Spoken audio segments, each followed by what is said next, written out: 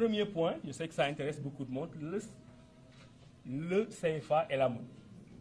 Nous prenons une sécurité monétaire. Et tout est dans la phrase. Idrissa propose un dépérissement graduel du franc CFA adossé à une solution régionale impérative. En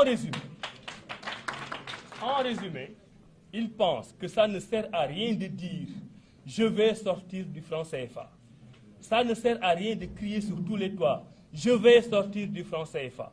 Parce que le franc CFA est dans un processus de dépérissement qui fait qu'il va mourir de sa belle mort. Pourquoi? Parce que nos États de la CEDEAO sont dans un processus de création d'une monnaie unique qui est naturellement l'alternative au franc CFA. Quand vous êtes un enfant, vous grandissez dans la maison familiale, vous obtenez du travail, vous avez des revenus, et vous commencez à faire votre chantier. Vous faites R+1, R+2, R+3, et vous êtes en train de faire les finitions. Vous n'avez pas besoin de prendre le micro pour aller dire « je vais sortir de la maison de mon père ». Vous n'en avez pas besoin, parce que vous avez enclenché une procédure qui fait que fatalement vous allez sortir de la maison de votre père. Et quand bien même vous ne le voudrez pas, votre père va penser qu'il est mieux que vous alliez dans votre R+3 que dans son baraquement qui est en train de crouler et pour lesquels il n'a pas les moyens de les rendre meilleurs. Donc, et c'est ça qui était dramatique dans l'attitude du président Macky Sall. Quand le président Macky Sall faisait sa déclaration forte pour dire que le CFA est une bonne monnaie, nous y restons, en ce moment, il était le président en exercice de la CEDEAO.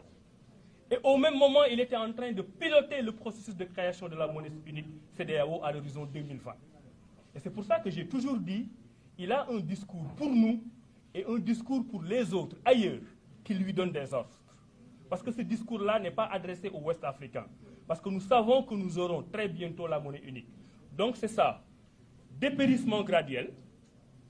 Donc le CFA va continuer à dépérir. Le CFA pour le moment en Afrique de l'Ouest, c'est les 8 pays de l'UEMOA. Alors qu'avec la CEDEAO, ce sera 15 pays plus le Nigeria. Donc 14 pays plus le Nigeria.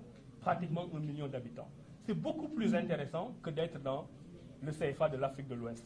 Et le jour où le CFA de l'Afrique de l'Ouest va disparaître au profit de la monnaie unique CEDEAO, il ne restera que l'Afrique centrale.